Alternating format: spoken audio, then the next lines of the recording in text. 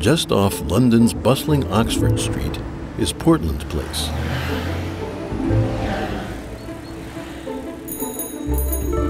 Down this quiet road, you'll find many embassies, the BBC headquarters, and the Royal Institute of British Architects. In 1875, Qing Dynasty Empress Dowager Cixi bought an office building here. Since then, this place has been home to China's embassy.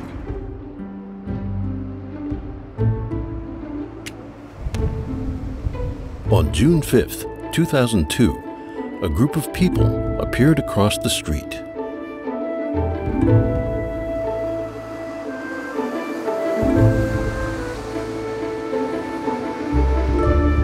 Basically, we've got a 24-hour vigil here that's been going on for 14 years outside the Chinese embassy. It's about organ harvesting in China. People being killed for their organs because they meditate. Both governments and media are deliberately ignoring it.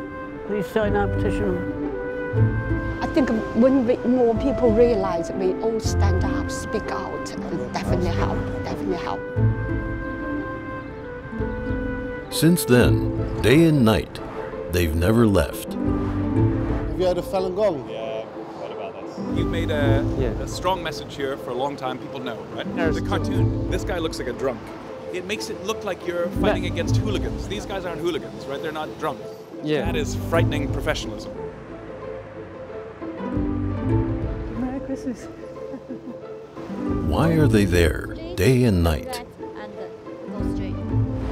Facing the powerful Chinese communist regime, what kind of impact do their actions have?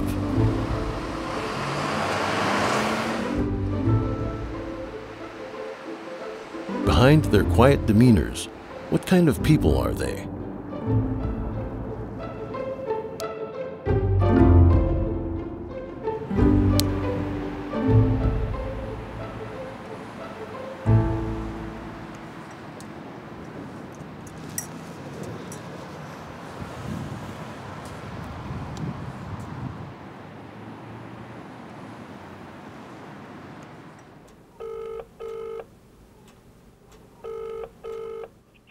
Hello, Yudong. Hey, Fuhua. Thank you. I saw your text message. Can you cover the shift on Thursday? Gao Yudong is the coordinator of the vigil. She is in charge of arranging shifts to cover the 24/7 embassy schedule. The regime persecutes Falun Gong day and night. Good evening, please. So shouldn't we also keep up our 24-hour vigil? Because most people work or go to school, scheduling is a real challenge. If no one is available, Yudong would come to the embassy to cover. It has been like this for 15 years.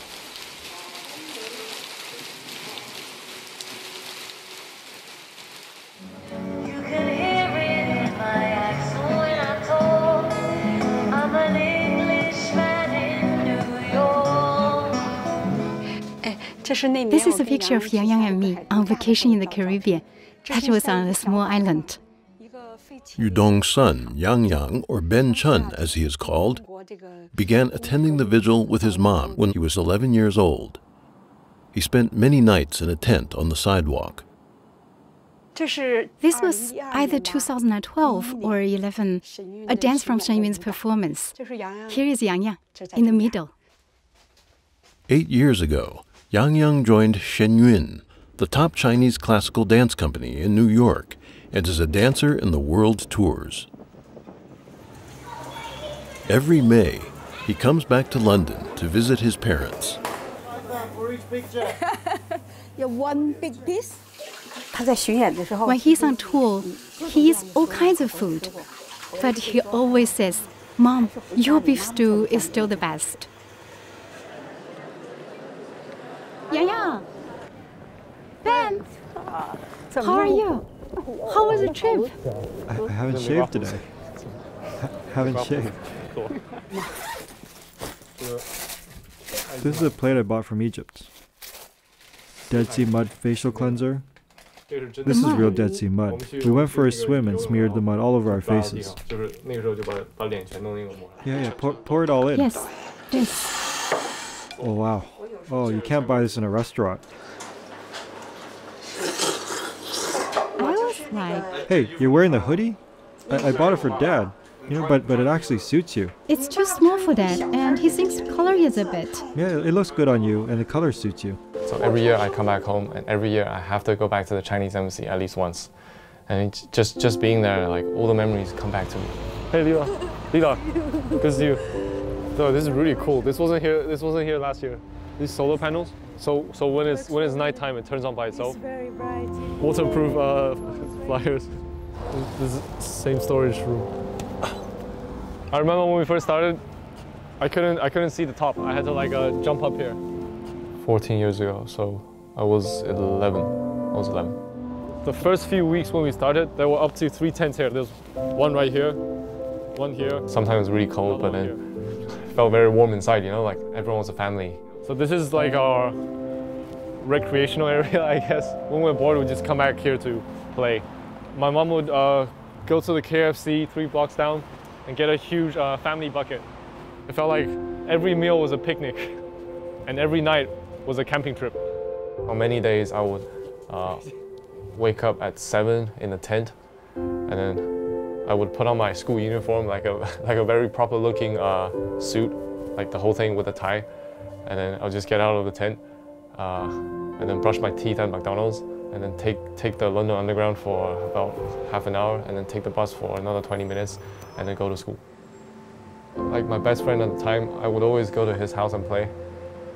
And then sometimes he would ask me, oh Ben, when can I go around to your place to play? And I was like, oh, you don't want to go to my place. It's like, it's nothing there, not much there to play. Royal Institute of British Architects. This is where we use the loo. And the reception guys are really friendly. Now sometimes they have a big event here, like a wedding or something, and then they bring out the leftover sandwiches for us here. When I was in secondary school, they used to ask me, "Wait, Ben, your grades are so good. Is it because every day at home, when you go home, your parents whip you and make you do schoolwork?" I used to do my homework here too, like, because there's a light here. And when you're really cold, you can sit here and it warms you up. The traffic lights are right there, so everybody has to stop here to read our posters. Yeah, usually you don't even have to say anything. They just read the message and it's very clear inside it. He's signing the petition form. I just said, "Sir, would you like to sign our petition to stop the torture in China?" Actually, over the years, I think we've collected, I don't know, a huge number of petitions. And then actually I remember I was there on the 99th day. But then the next morning we woke up, we had to change the number to 100. And that was a 3-digit number. So we had to fit in one more slot. And then I asked my mom, I said, "Mom, how long do we have to be here for?" And I remember her answer very clearly. She said, "Until the persecution ends, whenever that day is."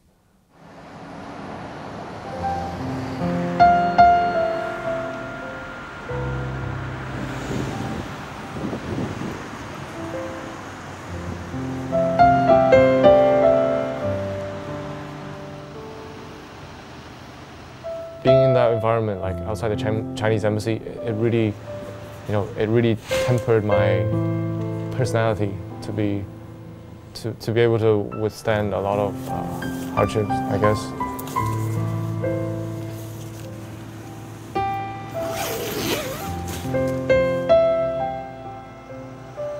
And then when I sit there and sit down to meditate and do the exercises just by myself, I feel really, really peaceful. And it just reminds me of everything that we're doing and why we're doing it.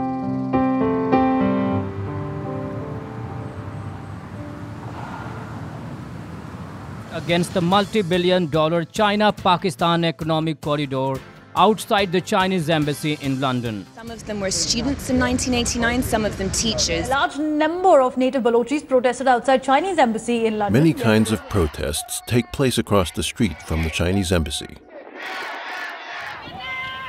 The protesters come and go. Year after year, many people have gotten to know the Falun Gong practitioners who have never left.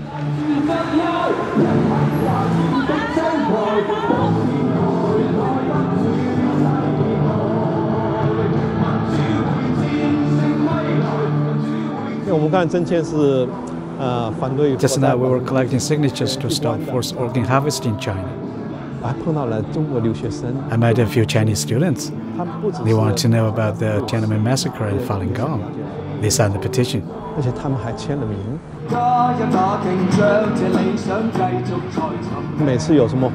Whenever there are protests, the embassy asks armed diplomatic police to come. But the embassy never lets them use the washroom inside. So the police often come over to this side of the street. When they are here, they chat with us and look at our display boards.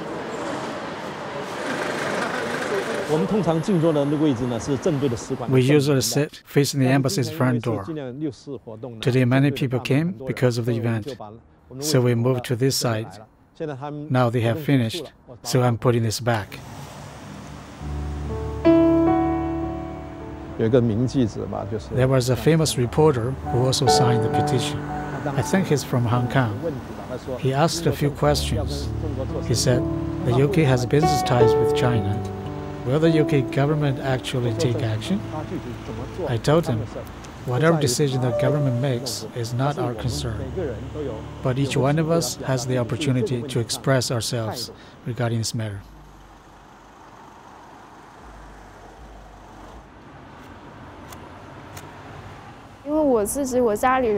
My family is persecuted in China, and I know if they were to do the same thing in China as I'm doing now, they would face very harsh brutality. Although I have the courage to stand here, when I close my eyes, if I hear Chinese people walking past me, to be honest, I'm scared for a moment. They don't really know what Falun Gong is. They have formed a prejudice and don't treat Falun Gong practitioners as equal Chinese with respect. Sometimes when I close my eyes, I'm afraid that someone might hit me. Of course, it's ridiculous. In 2010, Amy Yu, then 23 years old, came to the UK. She studied fashion design at Anglia Ruskin University in Cambridge. Barbecue seed for two.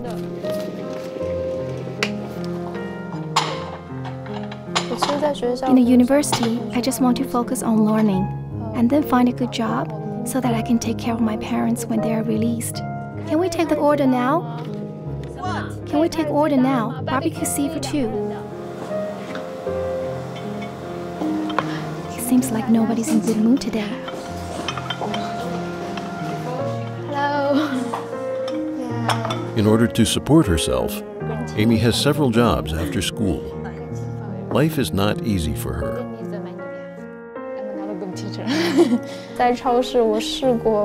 In a supermarket, I tried to shelve over 1,000 pounds of merchandise. I pulled the shipment into the store myself. The shipment was as tall as the door. I unwrapped it, took out the things, and then pulled them on the shelves, little by little. By the end of the day, my hands hurt so much that I couldn't even fall asleep. I was fine with that, but I was worried that it would affect my ability to use my hands for my work in the future. My dad painted this for me. It's a copy of a famous painting called Music Lesson. Dad would paint for my mom and me. Sometimes he taught me to draw. We often listened to classical music. He'd entertain me before meals by pretending to be a conductor and waving a chopstick. Dad's health wasn't very good. He couldn't help Mom with housework. This caused many conflicts and quarrels. But after they started practicing Falun Gong, I could feel that the family environment had really changed. Dad became more peaceful and amiable. He stopped arguing with Mom. As a kid, I was very happy.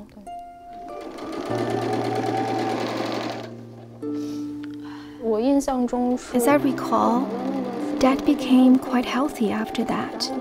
His colleagues and relatives witnessed his changes. and were all very surprised.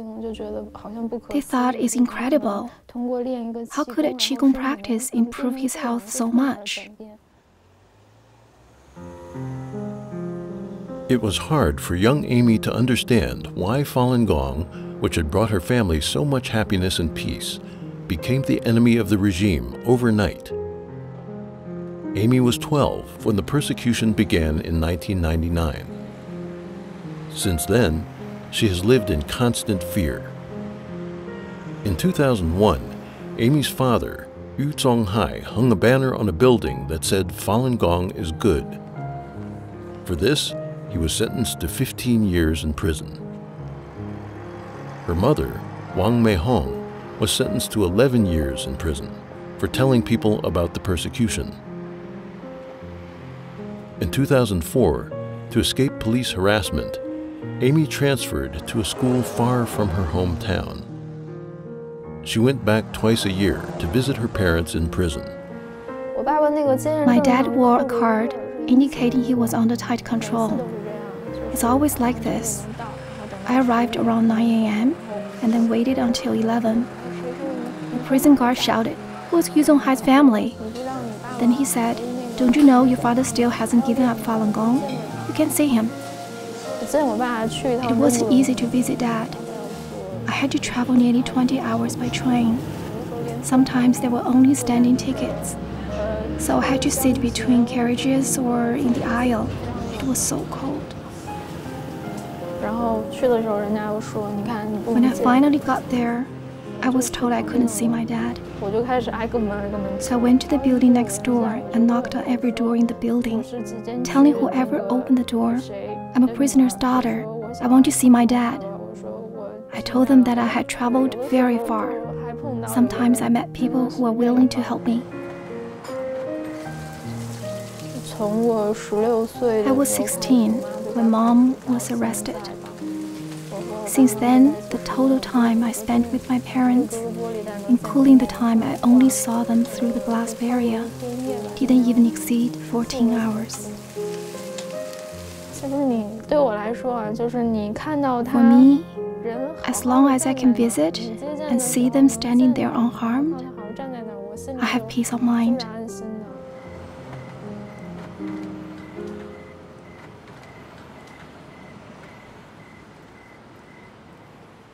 This is talking about the persecution of Falun Gong in China. Thank you very much. It is very difficult for people who don't have any political knowledge of China to understand why Falun Gong is being persecuted. For many Chinese, the only source of information is their government's propaganda, which demonizes this peaceful movement.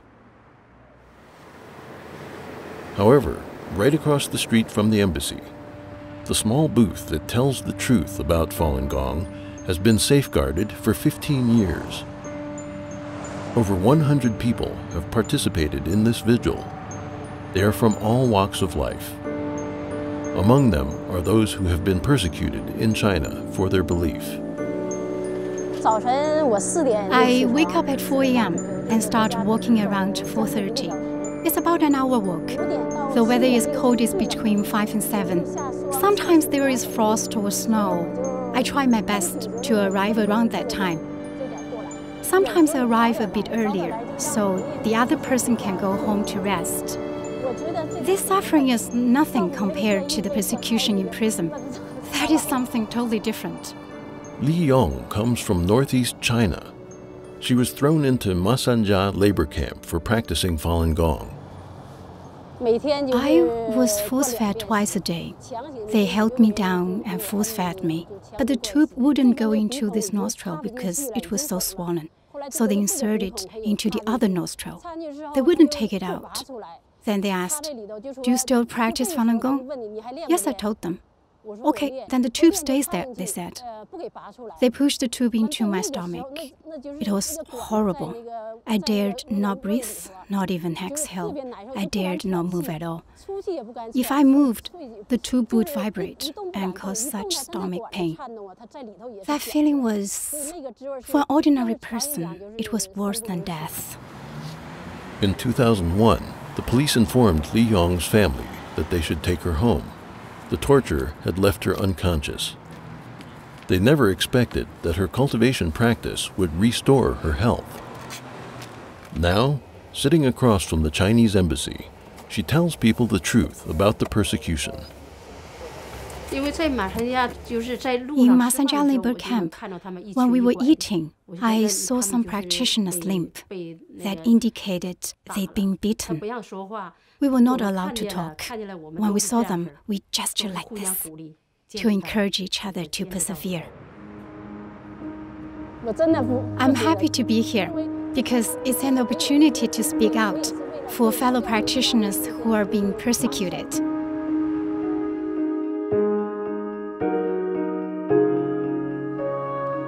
In order to get here, I have to drive to a train station, I have to get a train, I have to get a tube, and then I walk here. So that everybody in the world sees our ad. Or if we had the Accenture cloud solution for consumer goods. Because I'm an actress and so I'm freelance, and also being a mother, my time and my schedule is sort of all over the place all the time. So this is my little boy. This was taken actually when he was at playgroup, so it was a couple of years ago now. Often there is a bit of a struggle and balance between these things. I think it's so significant to be opposite the Chinese embassy, to be there as a visual statement. It's about organ harvesting in China. Yes, we've been there since 2002. It means that people really have this visual reference of us saying, you can't eradicate Falun Gong, we're always going to be here, and the thing that needs to be eradicated is the persecution, and it's really making a bold statement.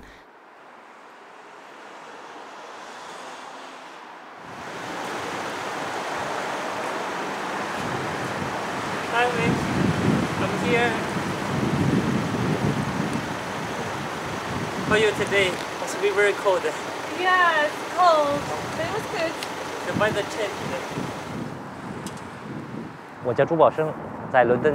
My name is Zhu Baosheng. I work in London's local government. I've participated in the vigil for around 13 or 14 years now. Frankly speaking, it's easy to do for just a few days, but as for continuing for so many years, it really isn't easy. At night, not that many people pass by, and the embassy staff have already left. I sometimes wonder, who even knows we're here? But there's something that changed me. It was sometime in 2008 or 2009. One day around midnight, I was driving home while listening to the radio, and one of the hosts asked, "Do you know which building is the most beautiful in London?" And the other host was not sure. The first host said, "Let me tell you, it's the Chinese embassy, the one with the Falun Gong vigil across the street." I was so surprised to hear that. At midnight, a mainstream radio show was talking about Falun Gong and our peaceful vigil. I wasn't expecting that at all. Then the host continued. In this world, there are many petitions and protests every day, but there's one protest that is both enduring and peaceful. It is the most powerful. He used those exact words, most powerful. It's so hard to describe how I felt at that time. I felt that our fellow practitioners have suffered severely. We are here calling for justice and conscience. Everything we are doing here is worthwhile.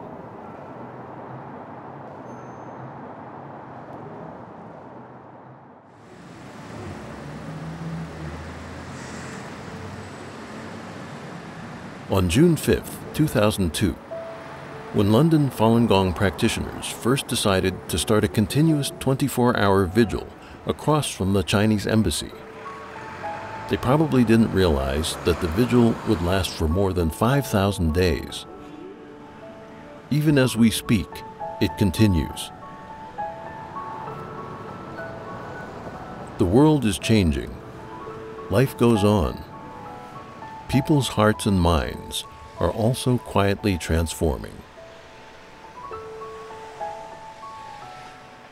Every time I would go to work early or come back late, they will always be there. And I think I got just curious, you know, and yeah, I just wanted to know what it was about and what deserves so much perseverance, you know. It must be something very strong, you know, something very important. So I decided to ask them why they are doing this and what was their story. I first met the protesters. They told me about their ongoing struggle, and when I decided to do the documentary, I think that would have been there 10 years of protesting, and you know, and I thought that was such a symbolic milestone. To keep this symbolism, I thought I would cover the protest for 24 consecutive hours, and then every hour I would take photographs. I named the series 87,660. 87,616 is the number of hours in 10 years.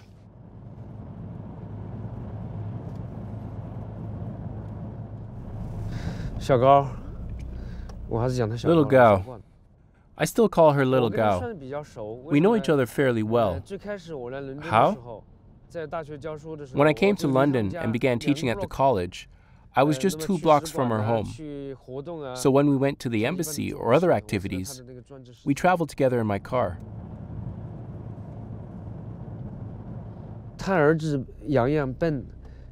Her son Yang, Ben, his achievements are extremely impressive. For his GCSE exams for 12 subjects, he got A+ for 11 subjects. And for one subject, it was an A* or something. That kid is very funny. He learns everything so quickly. Computers, anything, so fast. Music, anything.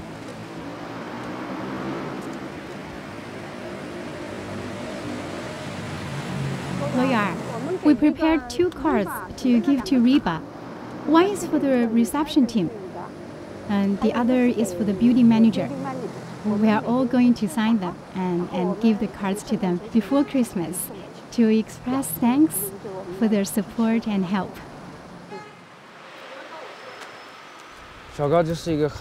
Little Gao is really able to bear hardship. If you ask any Falun Gong practitioners in the UK, they will tell you that. She can truly bear a lot of hardship. She often does the overnight shift. The next morning, she washes her face and just goes off to work.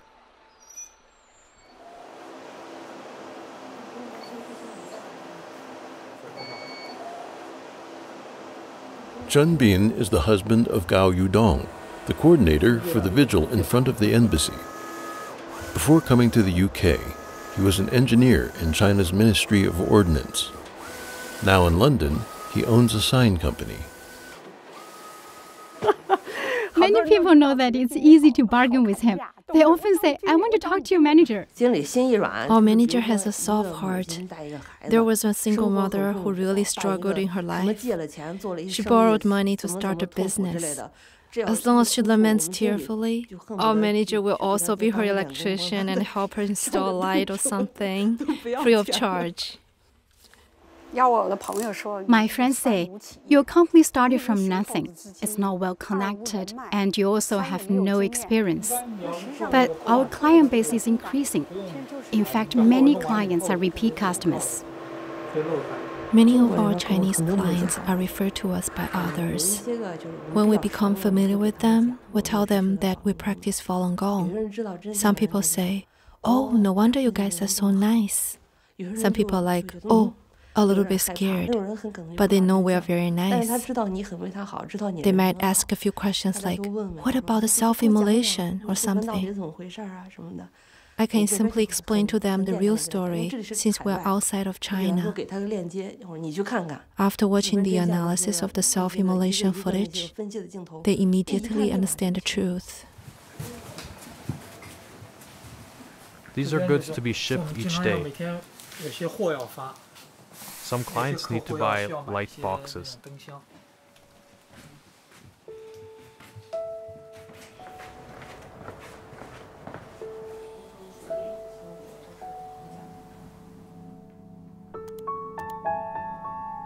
When Chen Bin was in college, he became interested in Qigong and tried many different styles. In 1997, he read Zhuan Falun at his in-laws' home and felt that his questions about life and the universe had been explained. He started practicing Falun Gong. Before long, his wife, Yu Dong, practiced with him. Her chronic condition, a slipped vertebra, healed quickly. Since coming to the UK, they have both developed their careers, but they use all of their spare time to appeal for an end to the persecution of Falun Gong. If I have time to cook, I will prepare a little extra and put it in the refrigerator. Then we can just heat it up to eat. This noodle dish is easy to store. We just heat it in the microwave. It's enough for a few days.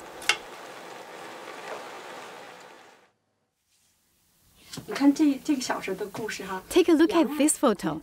Yang Yang's grandpa really loves him, but he's a serious man. Yang Yang would always say, "Grandpa, I want to kiss you." Grandpa said, "Don't do that. No, no. But I have to kiss you." Boom! With cake on his lips, Yang Yang kissed his grandpa's cheek.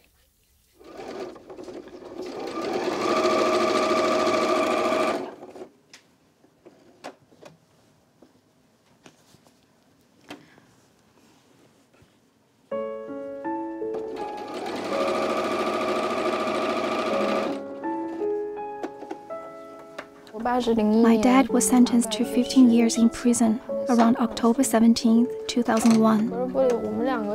I could only visit him behind a glass barrier and with someone monitoring us. Each time, Dad just asked me about my studies and my life. But seeing my dad gave me peace of mind. I went to the prison to see Dad. He has some artistic skills he wanted to teach me, some techniques to use colors. Actually, he wrote a little booklet for me, but it was confiscated by prison guards. Then they burned it. One time, it appeared that my dad had been beaten. I probably responded with a bad attitude toward the prison guard next to him. My dad saw that. Later, he wrote me a letter telling me not to have hate in my heart. Many people there were not themselves. He doesn't want me to think negatively about the world.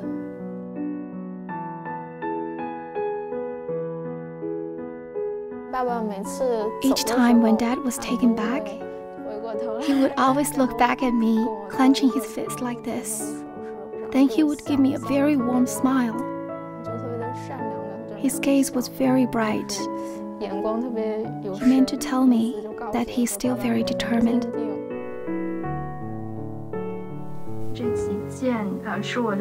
These are my graduation projects. I got the inspiration from my dad, because in his name there's a character for sea. I used the shape of seashells as the principal element for the collection. This is the shell's shape, and inside this piece is also this kind of shell shape, because I feel my dad taught me a virtue. Actually, England had this virtue called chivalry. And in here is a fusion of the shell and the chivalric spirit.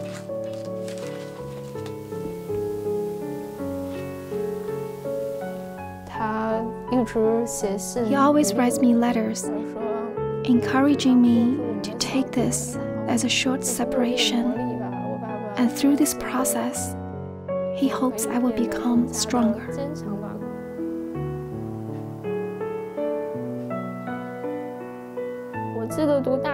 I remember when I was studying at college, I took all my dad's letters with me and kept them under the mattress. Then I would take them out to read. I don't really dare to read them too much. I felt they might disappear if I read too much. Only when I was really unhappy would I take them out to read. Then I would feel better.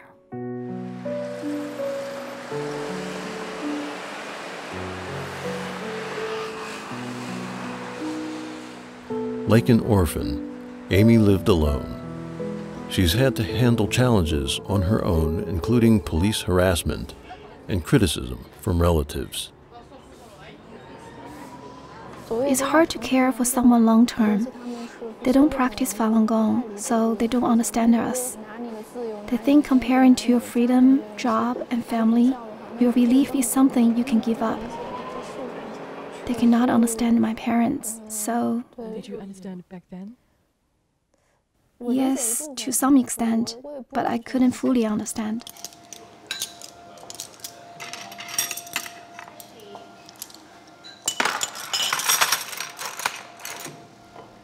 In 2009, the prison started a new round of forced brainwashing. Amy's father's leg and ribs were fractured during beatings. His eye was injured while doing forced labor. The prison delayed his treatment, causing a permanent tear duct laceration. At that time, he had served only half his prison term. In 2009, I kind of lost hope toward life. I always had a dream that if I grew up well-behaved and healthy, when they were released, we could reunite, and I could take care of them. But I was so scared that Dad wouldn't make it. He still had about 8 years remaining.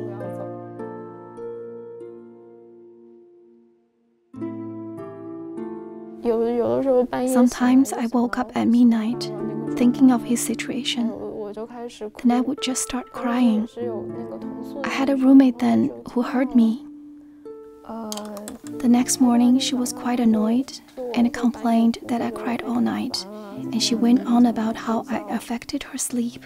I tried to explain to my classmates in college, but they didn't understand. Actually, I understand her, because China's media is controlled by the regime. A normal person who lives in any other country cannot believe that the news shown on CCTV every day is bogus and is intended to mislead you.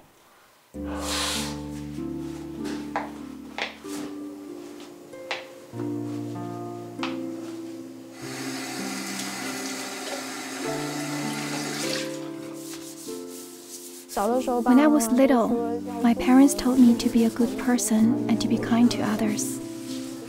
As I slowly grew older, sometimes I would be confused. How come the principles my parents taught me don't seem to work?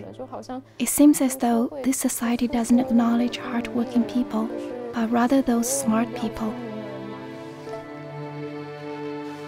Back then, my value system had a pretty big shock. At that time, I basically gave up my belief. I still kept truth, compassion, forbearance in my heart, but I was very confused. You think you do the right thing, but the feedback from the society would just hurt you.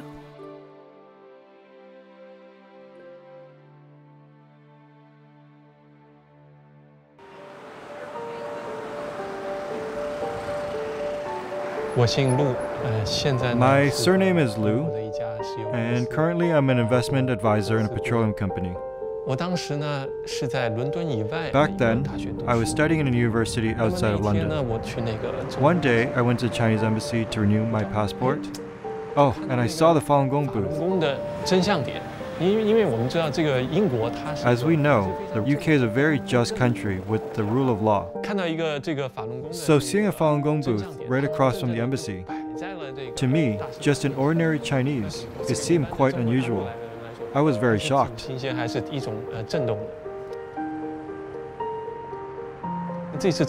was a woman running the booth then. I thought, oh wow, good timing. I can use this opportunity to learn a little about Falun Gong. The young guy just asked me, why does the Communist Party persecute Falun Gong? I explained that Falun Gong is based on truth, compassion, tolerance. The party is afraid that Falun Gong's principle would expose its ugliness. If people see it clearly, it would be unable to maintain control of its regime.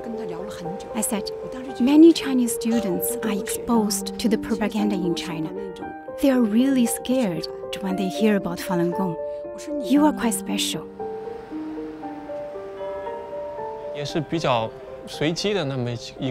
On one occasion, a person I knew gave me a Falun Gong fact clarification DVD. I took a look at it and thought, wow, this is so interesting. How come there's such a thing as Falun Gong fact clarification? In that DVD, there was a Tiananmen self-immolation footage analysis. After going through the video and seeing the footage in slow motion, it was clear to me that the event had been orchestrated. It wasn't something that just happened to be caught on camera. It was planned. And so it was a shock for me. I was really astonished. As for Falun Gong, I was curious about it. I started to have a big question mark in my mind. So I decided to check it out myself. Later, I found the book Zhuan Falun on the internet. I discovered what Master Li teaches in Falun Gong books is all about becoming a good person, following the principles of truth, compassion, tolerance. It is very righteous. That's how I felt. I wanted to research it more in depth and to get a first-hand impression of the practice. So I found some Falun Gong volunteers. After interacting with them, I instantly became clear about this whole thing. The Falun Gong practitioners whom I saw and connected with were in fact really normal. They're actually very kind and pure. You can really see that. I realized immediately that Falun Gong has been maligned and persecuted by the Communist Party.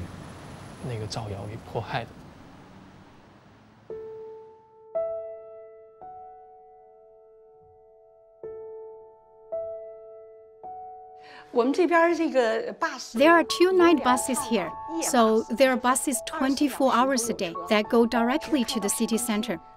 I don't need to worry about transportation if I need to cover a visual shift at night. How you make that list? I'll show you now. And the peeler. It's the best peeler in town. It peels both ways. That means left-handed or right-handed people can use it. In this store, I can often find some good stuff. This is only £1.50 per box. These beans are not bad.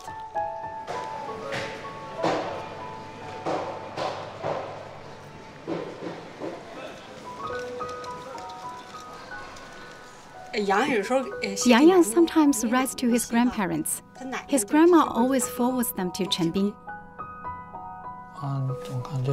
Let me see. Oh, this is Yang Yang's reply to his grandparents. He also sent us a copy. This is what his grandpa wrote. When I walked into your home that is bigger than your apartment in Beijing, I was so happy. This time, we spent 50 days together, which gave us a chance to learn more about your daily lives. You have a stable life that makes us feel at ease.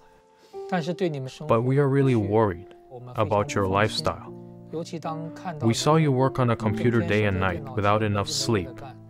You filled your stomach by drinking milk tea. You worked so hard, but when you were thirsty at the airport, you didn't even want to spend money on bottled water. One should be rewarded for one's effort, but you work so hard without even getting paid. I can't understand that. 40 is a good age. With your knowledge and ability and a decent plan, you could have a much better life. Even though you may not earn as much as Luo Yuan or Mike, at least you could have a much better life. But seems you're not interested in this. Anyway, I hope you can arrange your lives better. The above are our thoughts after our London trip, just for your reference.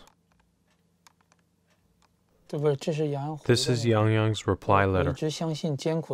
I always believe that hardship can temper one's character, enrich his experiences, and improve his morality. This is similar to the principles of cultivation. Of course, we are not seeking out suffering, but amidst life's difficulties when other people mistreat me, even while being persecuted, I can't give up. I have to walk my path with determination. Thinking back, if I had not grown up this way, I may have become spoiled and lazy, unable to accomplish anything. Had I been too comfortable, I may have gradually abandoned my belief and become lost in material indulgence. My time was not spent playing video games, but on composing music. Without pursuing a luxurious lifestyle, I had time to read and enrich myself. I gradually started to understand why my parents were so busy. My parents were busy because the persecution has been going on and it still continues. Many people don't know that. Human life is so precious. That's why my mom and dad may work day and night. You said that effort ought to be rewarded. This is certainly true. So many years have passed, whether it was Dad's newspaper project or our family's situation, or the way my parents raised me. We may not see the rewards immediately. Instead, they will be revealed many years later. Dad and Mom's efforts were not in vain. Confucius taught justice and destiny. We should do righteous things no matter if we can succeed or not. We do what we can wholeheartedly to be worthy of our consciences. Regardless of the outcome, we have all succeeded, because, in terms of morality and conscience, we will always be in an invincible position. Pandemonium ensued as plainclothed police tried to round the protesters up, often punching and kicking them in the process. But just as one group of protesters was quelled, another group would appear. Whatever happened to Falun Gong 10 years after China banned the spiritual movement? Ever since July 1999, when the persecution of Falun Gong first started, practitioners' efforts to let people know the truth have never halted. The Chinese authorities had initiated. Since the clampdown, there's been a daily vigil outside the Chinese embassy in London. Beijing hopes Falun Gong's influence is ebbing away, but outside, its supporters are more determined than ever to keep their faith alive. Emily Buchanan, BBC News.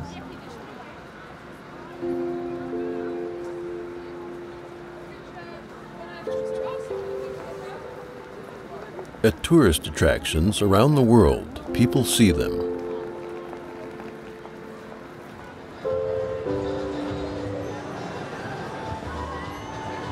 On stages, in galleries, through classical arts, they express their thoughts and feelings, as well as the suffering they have endured. For them, these efforts are not only to expose the persecution, but also to express the principles they believe in: truth, compassion, tolerance.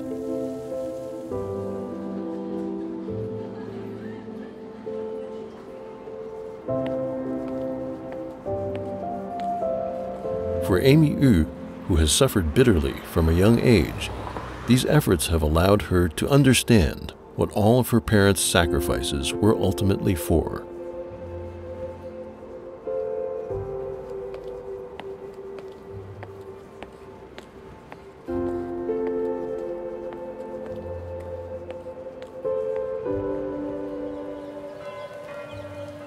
The Truth, Compassion, Tolerance art exhibition came to Cambridge.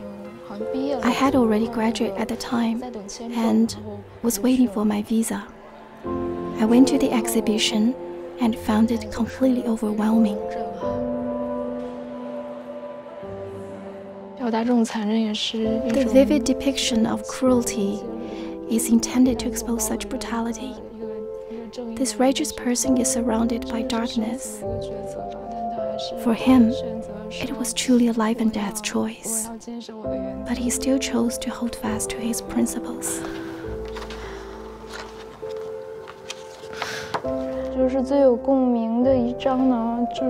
The piece that resonated most with me was Homeless, the painting with the little girl. I knew many little kids from families of Falun Dafa practitioners. They had no home to return to. She had tears on her face. She looked so lost and so innocent. Her life has already been tremendously altered.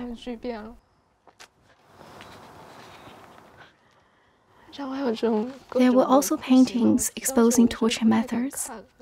At the time, I didn't dare to look. But when I did catch a glimpse, I thought, oh no, did my parents suffer like this in prison? I just didn't dare to look or think.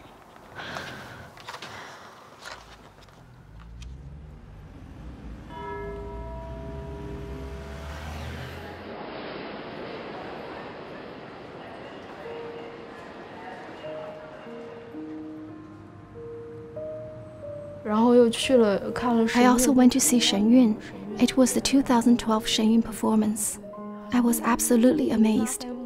As the curtains opened and the big drum started, my tears just fell. The performers were just so awesome. But what touched me most was the lyrics of a song. It said, "Happiness is what people long for, yet misfortune is their constant companion. No matter how tough you may be, fate always makes light of you. Do not complain, hold fast to your goodness. May my song help you undo the delusion that blinds you." The phrase, "hold fast to your goodness," I just felt it completely touch my inner heart. There was something I had lost for so long, or rather something I wanted to make certain, but I could not figure out what it exactly was. In that moment, I realized, oh, this is it.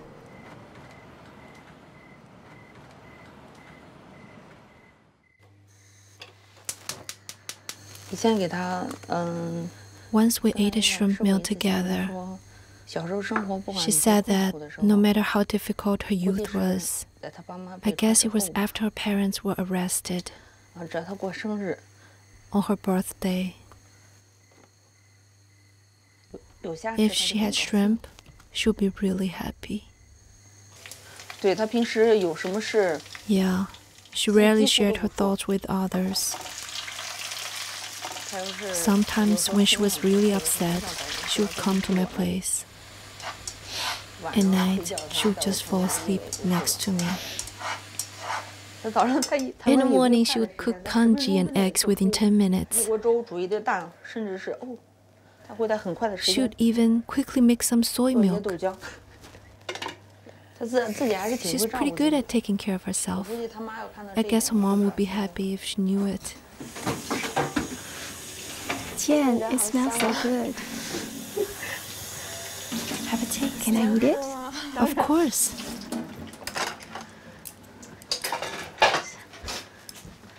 If you leave the shrimp overnight, it's even tastier. Really? Because the flavor will infuse into them.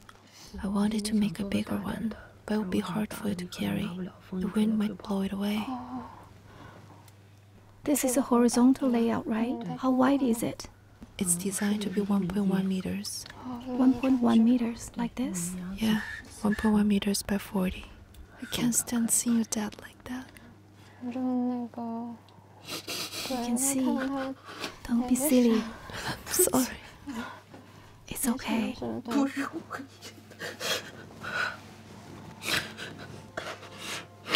Do you have any other photos of your dad? Only this one. I sneaked it in prison.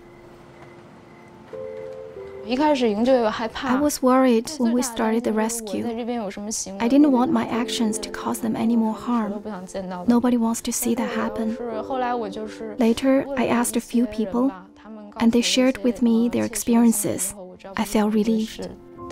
Exposing the hidden abuses would only do good.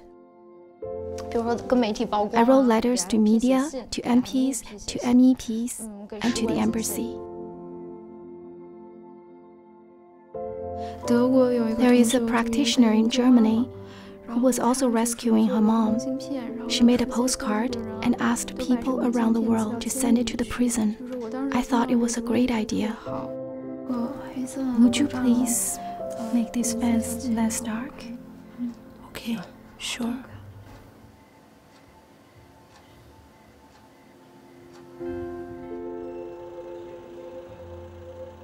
When I first joined the visual, by the end of each shift, I feel so tired and cold. I would look at the embassy across the street and think, You launched this persecution and caused so many families to be broken apart. You took all their happiness away. You don't let us practice in China, right? Now, I'm practicing right in front of you. Don't you want to cover this up? I'm right here exposing it. Back then, I was just so tired. Each time when I had that mindset, it made things worse. I felt so burdened. Tears would start falling, but I didn't dare to cry because people would think I was weird. My attitude improved a little later. Actually, it's really sad because they are deceived and used without knowing right from wrong. They will have to pay for their bad deeds later. I felt they're just so pitiable. My attitude gradually changed. Then I was peaceful and no longer felt the cold as much. In this free environment, Amy's wounded heart gradually healed. From her own experiences and those around her, she came to understand that she can live her life according to the principles her parents taught her: truth, compassion, tolerance. Slowly, her courage and smile returned.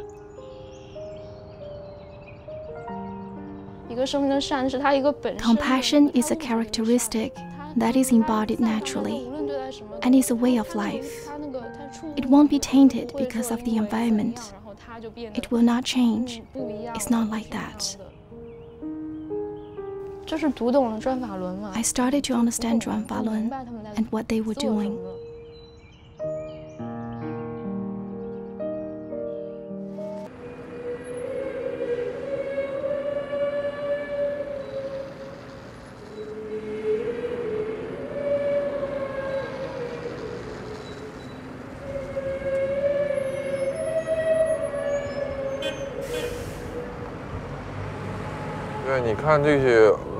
See the lights hanging there?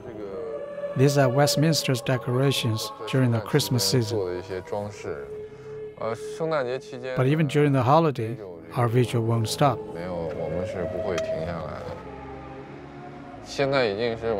Now it's already 9:30 p.m. Even at 10 or 11 p.m., it will still be so congested. Regardless of whether you take a bus or drive yourself, you will experience heavy traffic. So sometimes I will set the GPS to avoid the traffic. On Fridays, you feel like you need a good rest after work, right? But you have to leave for the vigil at 10 p.m. and expose yourself to the elements. Especially in the winter, you shiver when you open the door. But in China, the practitioners are suffering persecution in prison. Compared with that, this is really nothing. And if you don't come, someone else has to cover the shift, like Ms. Gao. Many people say that she's very strong and can handle a lot. But she's a person after all. And she's a woman. She's a mother and also a wife, right? When I think of this, I feel I should still continue and be resolute in this project. Basically, I come here to clarify the truth about the persecution. Every Saturday, we've got a 24-hour vigil here that's been going on for 14 years outside the Chinese embassy. Sometimes you get people like Chinese where they walk past and they'll swear, things like that, but it doesn't really affect me because, you know, we're there. There's all different types of people there, and there are Chinese people that come through that are interested, and maybe the ones that swear, maybe later on sometimes they come back, and you know they might take a newspaper or they might take a leaflet or they might talk to us a little bit, and we can have discussions with them. So I don't really get offended by that.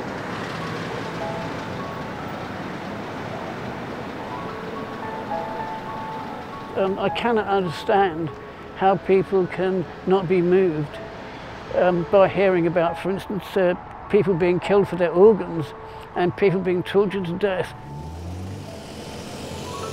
It's a persecution of basic human decency, truthfulness, compassion and tolerance. If those qualities, in the human character are being persecuted, that means that affects everyone. That's the way I see it,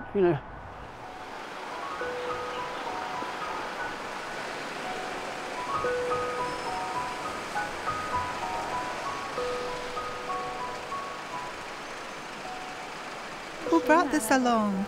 We better decorate a bit, so I bought it today. Wow, very pretty. I've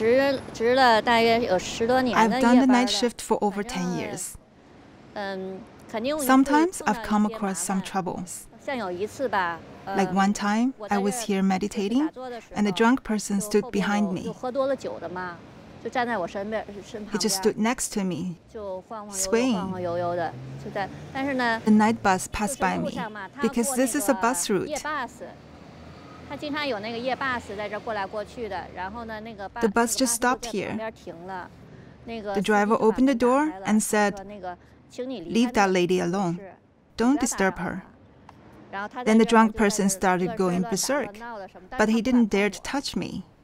The driver just stayed here watching him until that person left. Because we show the exercises here, if I use a blanket, people won't see the movements clearly. That's no good. So in winter, when it's fairly cold, I don't cover myself up with a blanket. I want to show people the double lotus posture. People really admire that.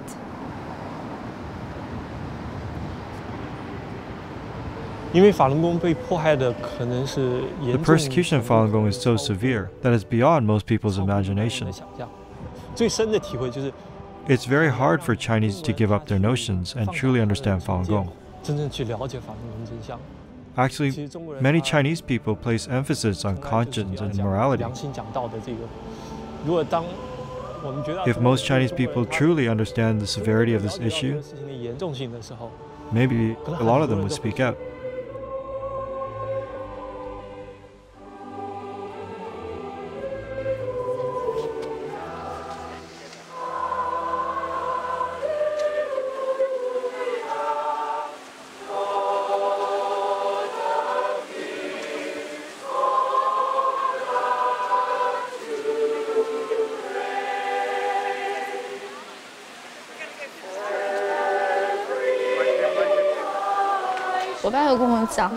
My dad told me, looking out from behind bars, some see stars, some see swamps. More than a decade in prison for anyone will cause tremendous harm, both mentally and physically. I expected they would need my help a lot to return to society. But after they were released, I was really amazed, really amazed. Both of them were in good spirits. Actually in really good spirits. For them, the suffering not only didn't become something that scarred them perpetually, instead, it made them more optimistic and positive. I think this is because the cultivation has nurtured their spirits. They are becoming pure and pure.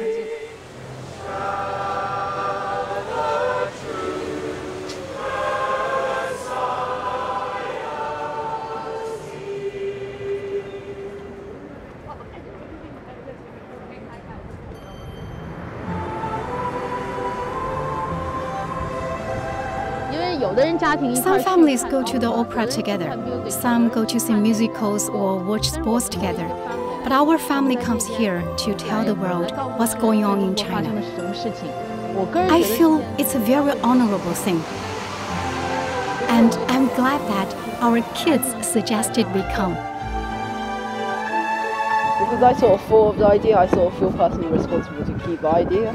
It's funny because we normally do it on Sunday, but Christmas is on Sunday and my birthday is on Sunday. Are you not happy with that? No. I'm just saying, hello Ashley!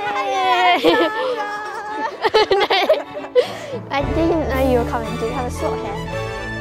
You didn't schedule a shift? Sometimes we come on Saturdays, but not always. Oh, for the kids' classes. Yeah. During this process, the kids have learned perseverance and also commitment. Last week when we came, it was cold, so we went to the cafe in Riba. The kids wanted me to buy hot chocolate. The barista said, "Wait, I know you are Falun Gong, I'm not charging you." I was so touched, truly very touched. Merry Christmas and a Happy New Year!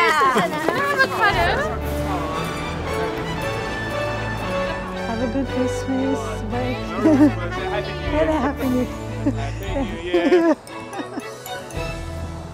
Most of the shops are going to be closed, so I just been to the Sainsbury's and bought enough food for today and tomorrow. So public transport will stop from today, and the whole of Christmas Day there's no buses, no trains. I find it easier to just stay in a B&B within walking distance of the vigil.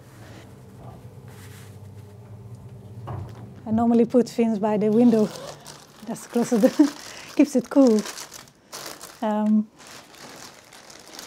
It's a nice little hotel. It's very quiet.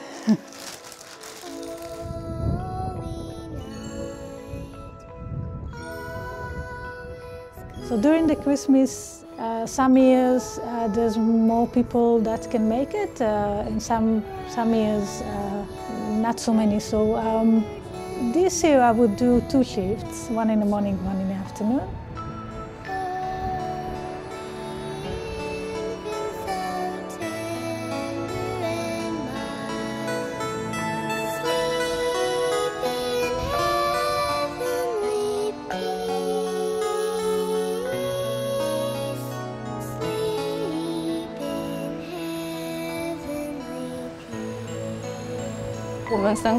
The 3 of us, although we're so far apart, our hearts are together.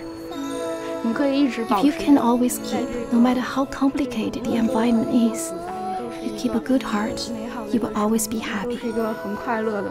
As for my family, we face a lot of difficulties, but we are very happy.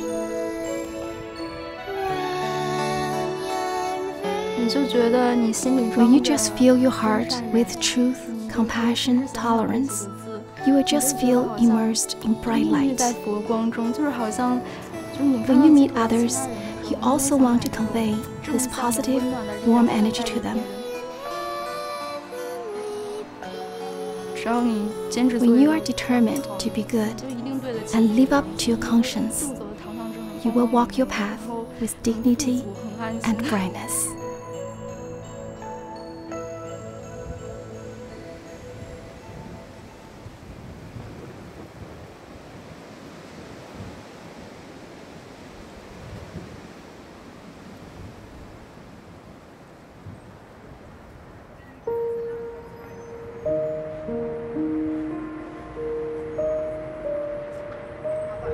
One day on stage, I felt like outside the Chinese embassy again.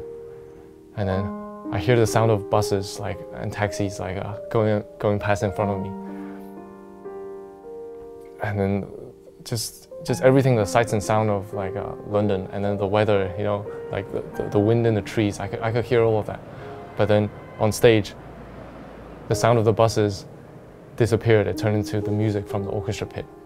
And then the lights on stage from the side. And then it wasn't the people walking past. It wasn't just a few pedestrians walking past. It was a full house full of audience members there ready to listen to what we have to say through our performance. And for me, that was a very special experience because it just keeps reminding me what we're doing here, you know. Suddenly I felt like I wasn't dancing for myself anymore. I was dancing for others on stage. I was dancing for the millions of practitioners around the world. I was dancing for all the other practitioners who were staying at the Chinese embassy that was still going on. All of this was for persecuted practitioners in China who are suffering for the same belief that we have, who are being persecuted for doing the same movements that we are doing right now.